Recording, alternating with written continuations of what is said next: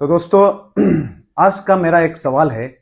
मैं मेरा सवाल शायद इंटरेस्टिंग आपको लगेगा शायद, और आपके मन में भी ये सवाल शायद और दिमाग में चल रहा होगा, दिल और दिमाग में।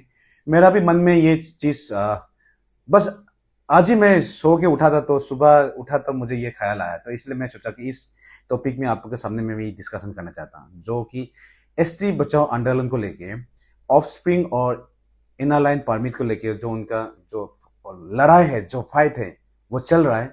तो मुझे ये चीज अच्छा लगा। अगर उनको अगर लग रहा है कि एसटी बचाओ आंदोलन को अगर ऑफस्प्रिंग को लेकर कंट्रोल कर सकता है और इनर लाइन परमिट को वो कंट्रोल कर सकता है, तो अच्छी बात है ये। लेकिन एक मेरा मन में एक सवाल है। मैं उनका समझ गया, ऑफस्प्रिंग मीन्स कि माँ का बेनिफिट को उठा नहीं सकता अगर वो एपीएसटी है।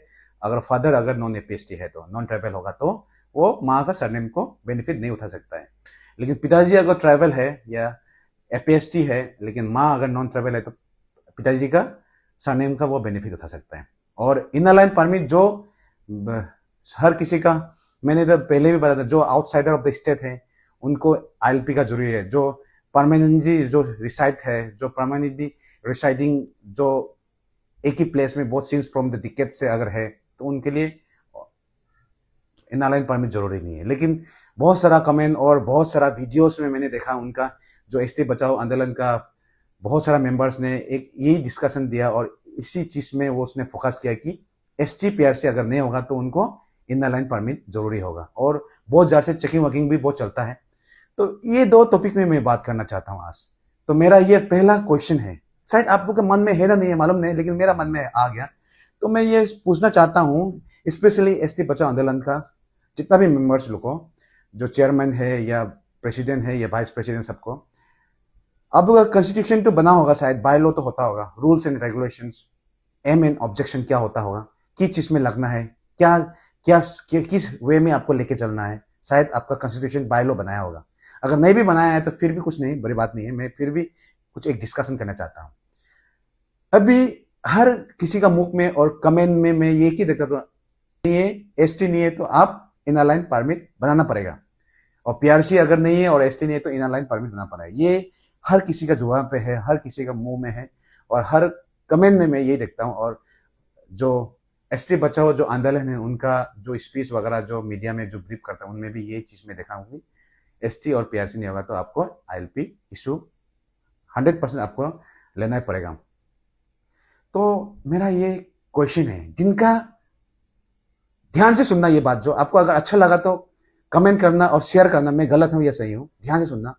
अगर माँ जो नॉन एपीएसटी है, अगर माँ जो नॉन एपीएसटी है, अगर मदर जो नॉन एपीएसटी है, तो अगर उनके पास तो एसटी तो मिलता नहीं, क्योंकि ऑफस्प्रिंग में तो आएगा नहीं। आपने बोल दिया ऑफस्प्रिंग माँ का बेनिफिट को उठा नहीं सकते, तो और माँ तो नॉन ट्राइबल है, तो माँ उस चीज को तो ले भी नहीं सकेगा, वो एसटी सर्टिफिकेट तो ले नहीं सकेगा, मीन्स पीआरसी भी उनको नहीं मिलेगा।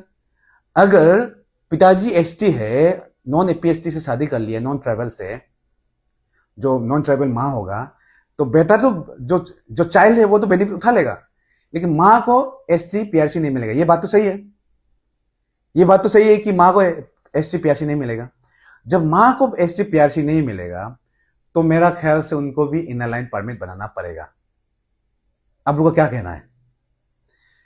अगर माँ जो मदर है, जो नॉन एपीएसटी है, वो एपीएसटी के साथ शादी हो गया और जो बच्चा पैदा हुआ है वो तो फादर का बेनिफिट उठा रहा है, तो माँ तो शायद इनर लाइन परमिट बनाना पड़ेगा, क्योंकि उसको एसटी भी नहीं है, पीआरसी भी नहीं कर सकता है, वो ना कर सकता है। ये सवाल मैं आप लोग सबसे पूछना चाहता हूं। तो अभी आप लोग का खुद का एसटी बचाओ आंदोलन में सेम सेम किसी का मेंबर का ऐसा ही प्रॉब्लम चल रहा है, क्या आपका माँ इनर लाइन परमिट बनाता है? आप लोग अगर पिताजी भी चला, एक ही गाड़ी में आप भी है और पिताजी भी है और आपका पूरा फैमिली है और माँ भी है, आप अरुणाचल में जा रहा है, तो मेरा ख्याल से आप अपना, जब पुलिस रुकाता है तो आप तो बोल देता है मैं एसटी हूँ, मैं अरुणाचल का ट्राइब हूँ, मुझसे क्यों इनर लाइन परमिट लेना है। लेकिन माँ शायद, आपका माँ शायद इनर लाइन परमिट दिखाता होगा ना। कितना कितना ऑकवर्ड सिचुएशन होगा ये। मेरा बात को आप लोग समझ में आ रहा है मैं क्या कहना चाहता हूँ? ये कितना ऑकवर्ड सिचुएशन होगा ये। दैट मीन्स माँ जो सिर्फ इनर लाइन परमिट लेके चलेगा, और बेटा और पिताजी जो उनका बेटी जो अगर फैमिली पूरा है, तो वो लोग बोलेगा हम PhD है, मेरे लिए इनर लाइन परमिट किस लिए जरूरी है। लेकिन माँ आपका आपका माँ है और वो इनर लाइन परमिट शो करेगा क्या? मुझे समझ में नहीं आ रहा है, क्योंकि रूल्स तो उन्होंने बनाया, आप लोग ने बनाया रूल, ST बचाओ आंदोलन ने रूल्स बनाया है। तो आप लोग इसका सोल्यूशन दीजिए, क्या मैं सही हूँ गलत हूँ? बहुत सारा, तब तो दैट मीन्स अरुणाचल में बहुत सारा लोग नॉन APST शादी करने वाला है, जो ट्राइबल नहीं है, नॉन ट्राइबल है बाहर से। तो उनके लिए भी क्या ST PRC जरूरी है? क्योंकि उनको तो मिलेगा नहीं, तो इनर लाइन परमिट तो उसको निकलना पड़ेगा शायद। तो मेरा जो पॉइंट है, आप लोग शायद समझ गया होगा कि मैं क्या कहना चाहता हूँ, क्या बोलना चाहता हूँ। तो आप लोग का मन में क्या है, इस चीज को आप लोग शेयर कीजिए, कमेंट कीजिए। मैं कंफ्यूजन हूं, मैं एक्चुअली कंफ्यूज हूं मैं। काइंडली मुझे गाइड कीजिए, कमेंट कीजिए कितना मैं सही हूं और कितना गलत हूं। तो आज का इतना ही है। मैं ये मैसेज पूरा इंटायर अरुणाचल को देना चाहता हूं कि मेरा जो भी वीडियो आज मैंने बनाया, जो पॉइंट में डिस्कशन किया, वो सही है या गलत है। फिर मिलते हैं नेक्स्ट वीडियो में। थैंक यू, धन्यवाद।